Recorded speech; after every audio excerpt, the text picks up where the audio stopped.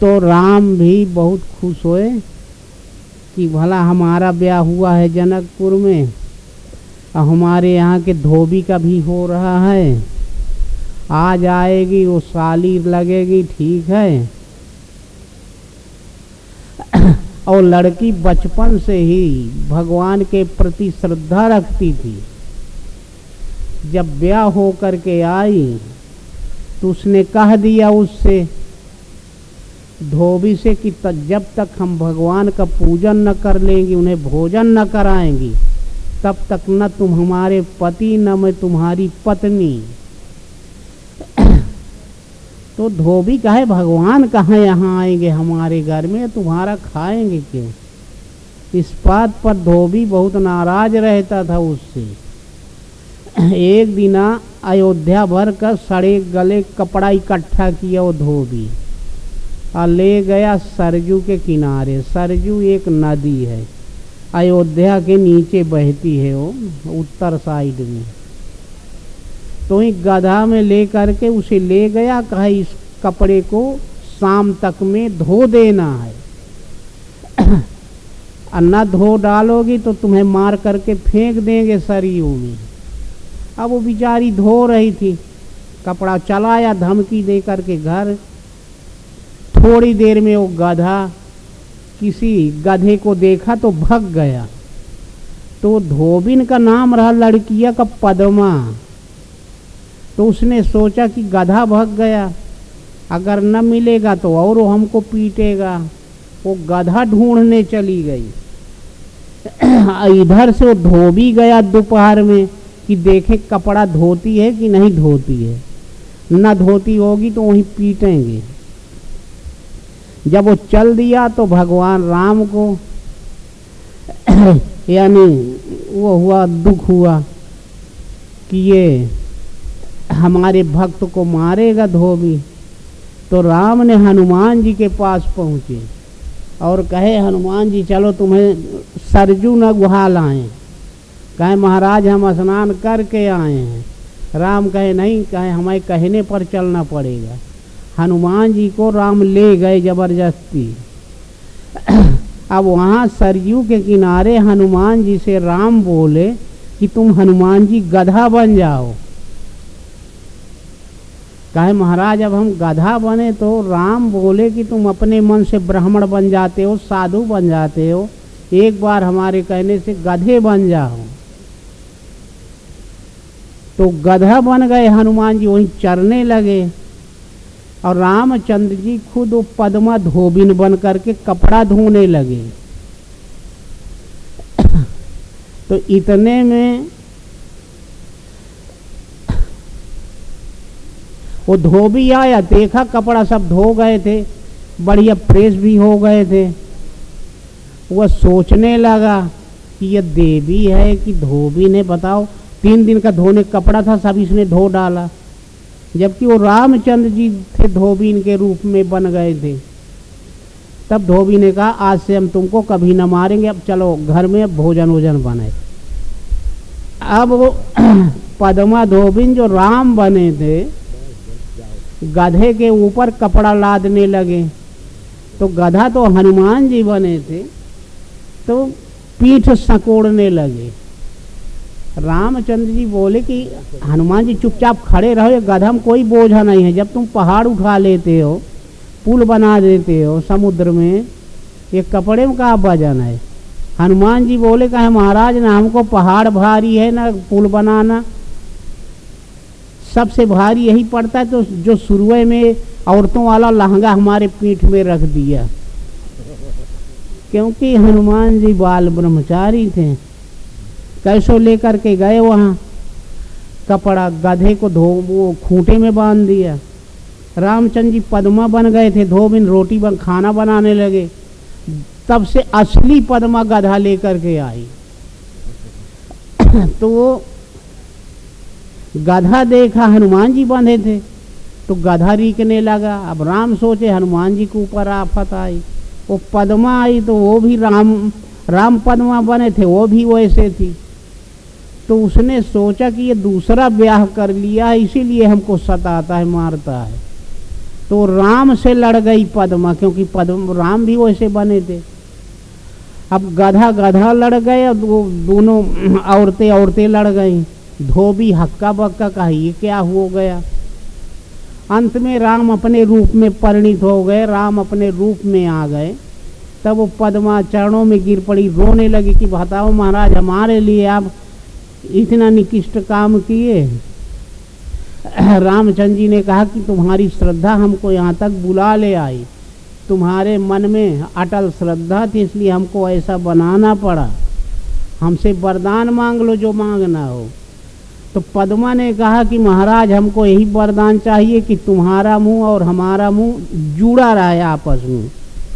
राम बोले ठीक है, द्वापर युग में मैं कृष्ण बन जाऊंगा, तुम बंसी बन जाओगे, हमेशा हम बजाएंगे।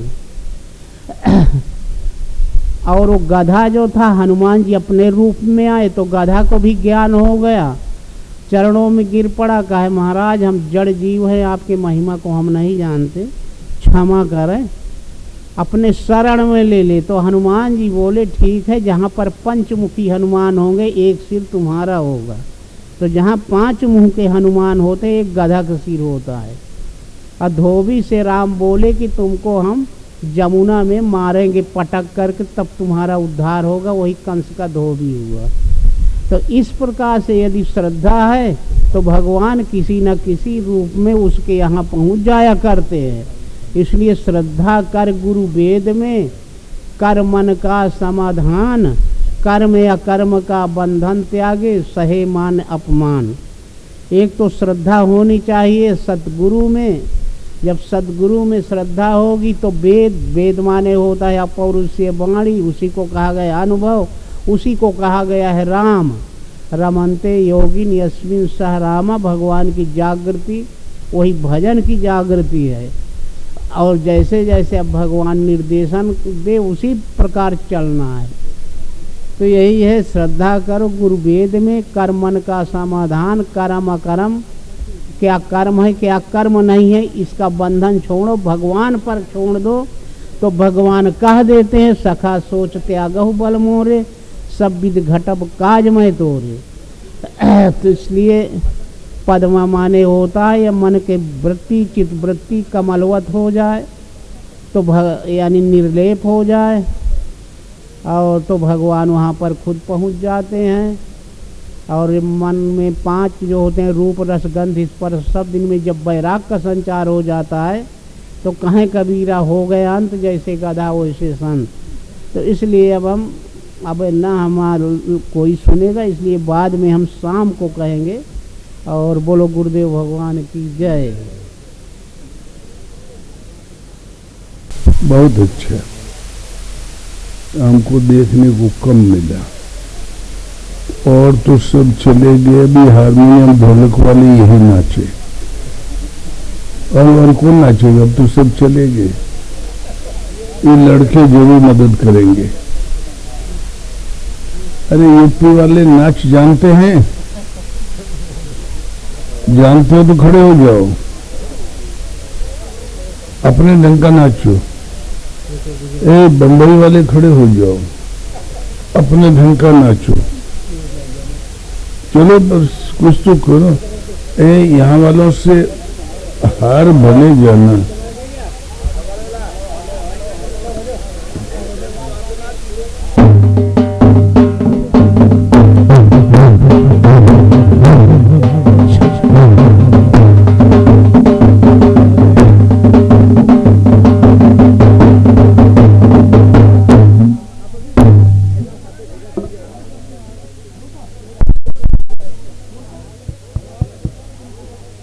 अरे बाप रे, इतना ये तो अपन गृहस्थी सब चढ़ा दिया इसने तो अपने मानो जीव जाय से। हाँ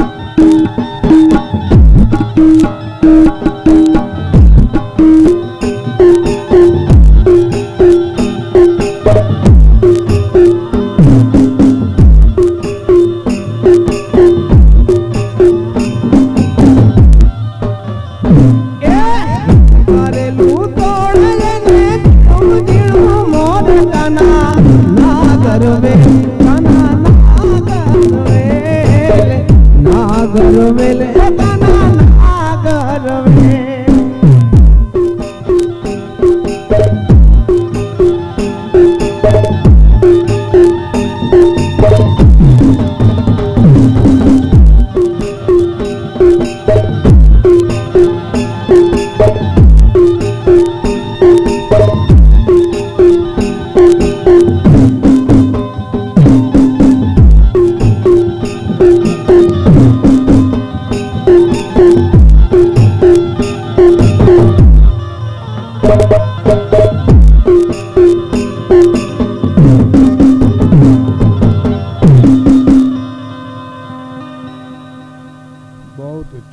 नाचो हीरो हीरो स्टोरी बहुत अच्छा। इस बुढ़ोते में हाथ पांव हिलता रहे तो बीमारी न आई।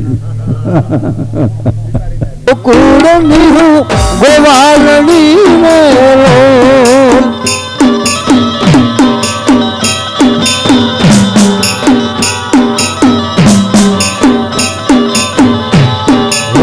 भोली रहने रे गोवालनी रे।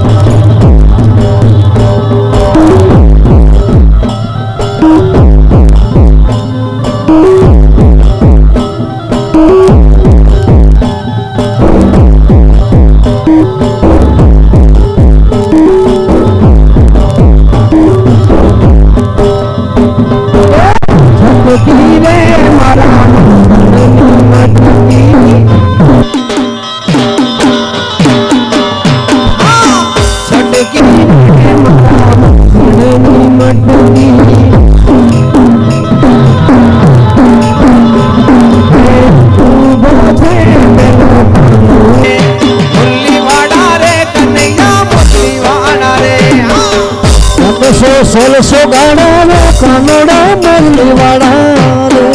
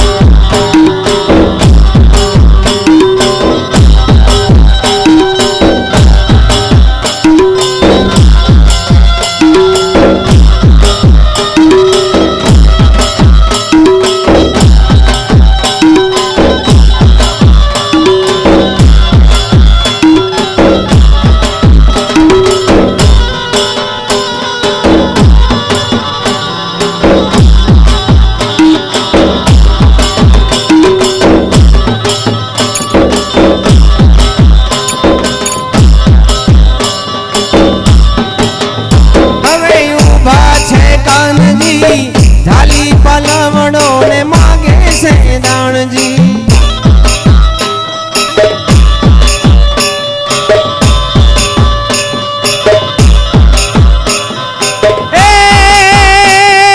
काड़ा करसन जी माधव मोहन जी, काड़ा करसन जी माधव मोहन जी, मारे गड़ो मारो तुम्हें मुरली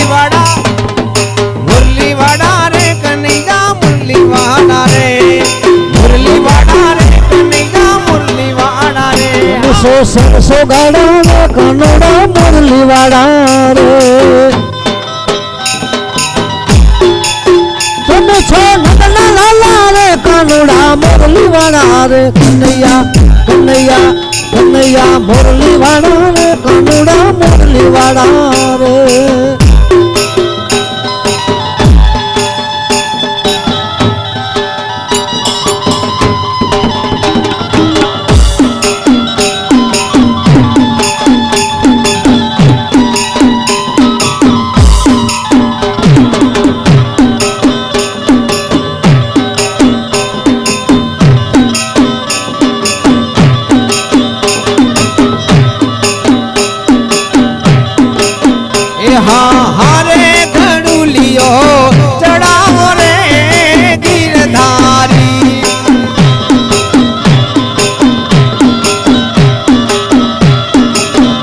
हाँ हारे घड़ूलियो चढ़ावो रे गिरधारी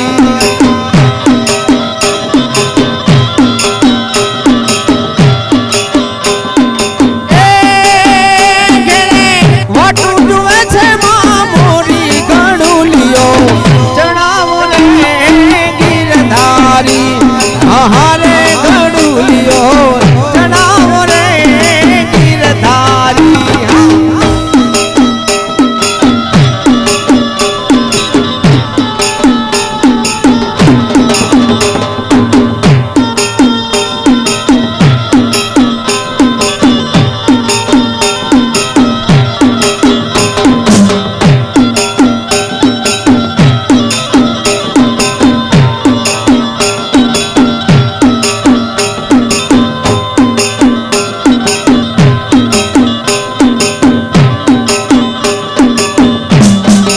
वाली रामगिरी मारा सीता ने एना राम वाला राम ने